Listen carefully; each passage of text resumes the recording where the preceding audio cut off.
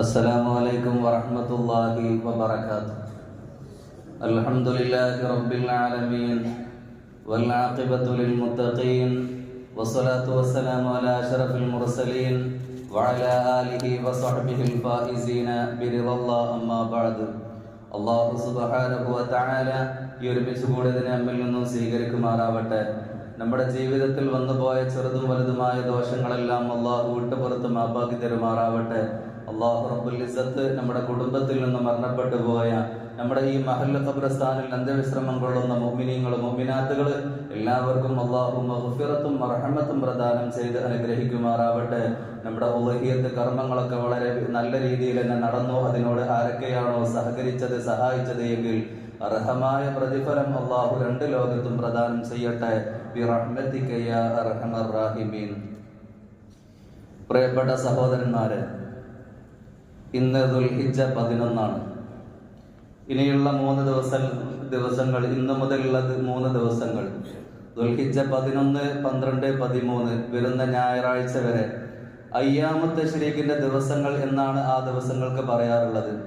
ഇൻഷാ അല്ലാഹ് ഞായറാഴ്ച മഗ്രിബ് ബാങ്ക് വിളിക്കലോടുകൂടി അയ്യാമു തശ്രീഖിന്റെ ദിവസങ്ങൾ നമ്മളിൽ നിന്ന് കഴിഞ്ഞു പോകും. ഈ അയ്യാമു തശ്രീഖിന്റെ ദിവസങ്ങളിൽ നമ്മൾ ചെയ്യേണ്ട കുറച്ച് ഇബാദത്തുകളെ കുറിച്ച് പറഞ്ഞുകൊണ്ട് ഇൻഷാ അല്ലാഹ് ഞാൻ പെട്ടെന്ന് അവസാനിപ്പിക്കാം. ഈ ദിവസങ്ങളിൽ പ്രധാനമായി നമ്മൾ ചെയ്യേണ്ട പ്രധാനപ്പെട്ട കാര്യം എന്ന് പറയുന്നത്, എല്ലാ നിസ്കാരങ്ങൾക്ക് ശേഷവും, ഫർളാവട്ടെ സുന്നത്താവട്ടെ, ഏത് നിസ്കാരങ്ങൾക്ക് ശേഷവും പൂർണ്ണമായ തക്ബീർ ചൊല്ലൽ പ്രത്യേകമായ സുന്നത്തുണ്ട്. ഹനഫി മദ്ഹബിൽ ഈ തക്ബീർ ചൊല്ലുക എന്ന് പറഞ്ഞാൽ നിർബന്ധമാണ്. പക്ഷെ ഷാഫി മദ്ഹബിൽ എന്താണ്, സുന്നത്താണ്. അത് നമ്മൾ ഫർള് നിസ്കരിക്കുന്ന ആളുകൾ സുന്നത്ത് നിസ്കാരങ്ങളാവട്ടെ ഏത് നിസ്കാരത്തിന് ശേഷവും തക്ബീർ ചൊല്ലൽ, ദിക്റിലേക്ക് പ്രവേശിക്കുന്നതിന് മുമ്പ് തക്ബീർ ചൊല്ലൽ പ്രത്യേകം സുന്നത്തുണ്ട് എന്ന് നമ്മൾ ഓരോരുത്തരും നമ്മൾ മനസ്സിലാക്കണം.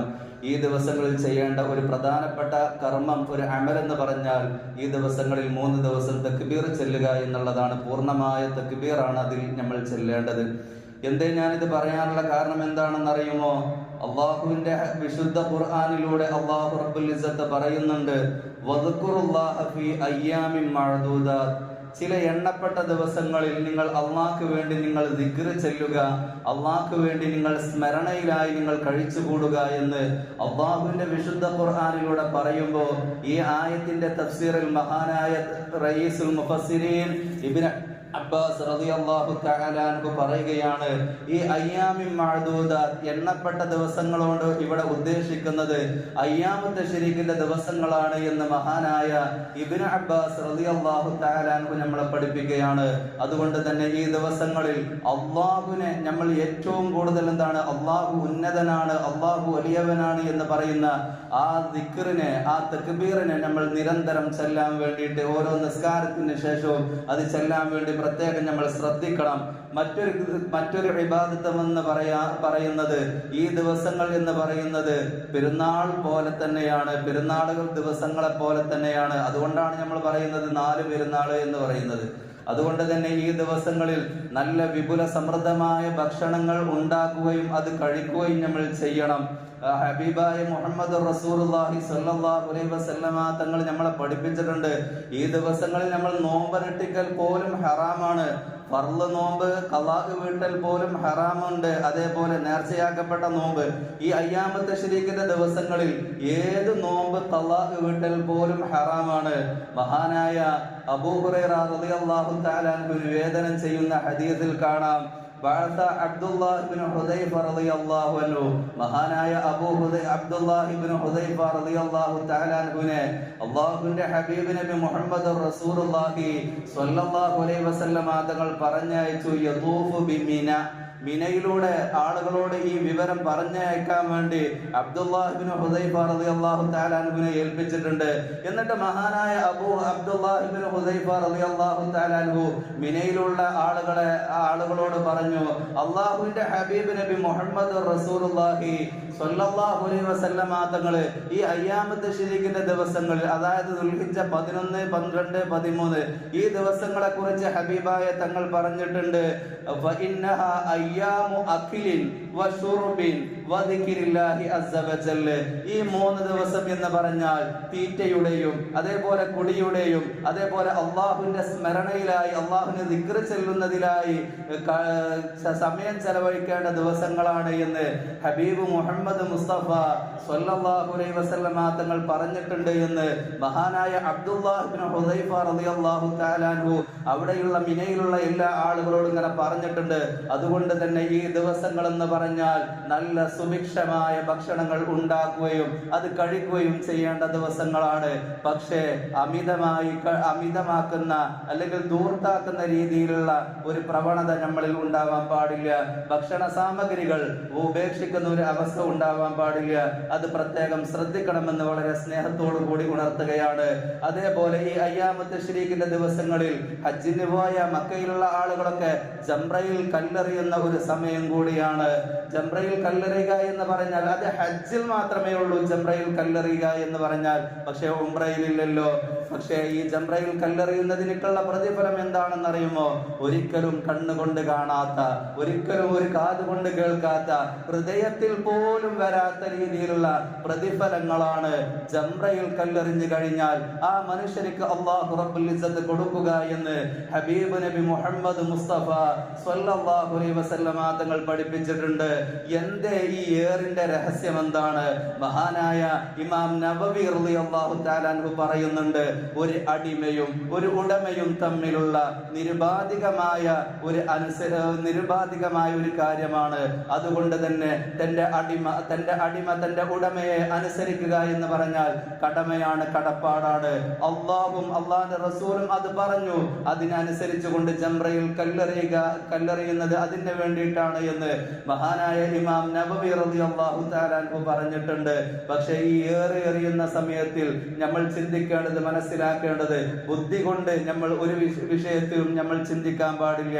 ചിന്തിക്കേണ്ടത് എപ്പോഴും അള്ളാഹും അള്ളാഹുവിന്റെ റസൂലും നമ്മളോട് പറഞ്ഞിട്ടുണ്ട്. ബുദ്ധി കൊണ്ട് ചില കാര്യങ്ങൾ ചിന്തിച്ചു കഴിഞ്ഞാൽ നമ്മൾ തലതിരിയും. നമ്മൾ എന്നല്ല, പല കാര്യങ്ങളും അങ്ങനെ തന്നെയാണ്. വിവരമുള്ള ആളായിരുന്നല്ലോ ചേകനൂർ എന്ന് പറയുന്ന ആള്. എന്തേ അയാൾ തലതിരിയാനുള്ള കാരണം എന്തേ? തലതിരിയാനുള്ള കാരണം എന്താണെന്ന് ഒരു ഉദാഹരണം പറയാം. മനുഷ്യന്റെ ശരീരത്തിൽ നിന്ന് കീഴ്വാഴ് പോയി കഴിഞ്ഞാൽ വുദൂ ചെയ്യണം. പക്ഷെ ചേകനൂരിന്റെ വാദം എന്ന് പറയുന്നത് കീഴ്വായു വരുന്ന ഭാഗത്തല്ലേ വൃത്തിയാക്കേണ്ടത്? എന്തിനാണ് തല തടവുന്നത്? എന്തിനാണ് മുഖം കഴുകുന്നത്? എന്തിനാണ് കൈ കഴുകുന്നത് എന്നൊക്കെയായിരുന്നു വാദം. പക്ഷേ മുസ്ലിമീങ്ങളായ മുഅ്മിനീകളായ നമ്മളെ സംബന്ധിച്ചിടത്തോളം എന്തിന്റെയും അടിസ്ഥാനം എന്ന് പറഞ്ഞാൽ അള്ളാഹും അള്ളാഹുവിന്റെ റസൂലും അങ്ങനെ സംഭവിച്ചു കഴിഞ്ഞാൽ നമ്മളോട് അത് ചെയ്യാൻ പറഞ്ഞിട്ടുണ്ട്, വുദൂ ചെയ്യാൻ പറഞ്ഞിട്ടുണ്ട്. അതുകൊണ്ടിട്ടാണ് നമ്മൾ ചെയ്യുന്നത്. അതുകൊണ്ട് തന്നെ ഈ ജംറകളിൽ കല്ലെറിയുക എന്ന് പറഞ്ഞാൽ തന്റെ അടിമയും ഉടമയും തമ്മിലുള്ള ഒരു രഹസ്യമായ ബന്ധമാണ് എന്ന് മഹാനായ നബവി ഇമാം റളിയല്ലാഹു തആല അൻഹു പറയുന്നുണ്ട്. പക്ഷേ മഹാനായ വസ്സാലി ഇമാം ഈ ജംറകളിൽ കല്ലെറിയുന്നതുമായി ബന്ധപ്പെട്ട് പറയുന്നുണ്ട്.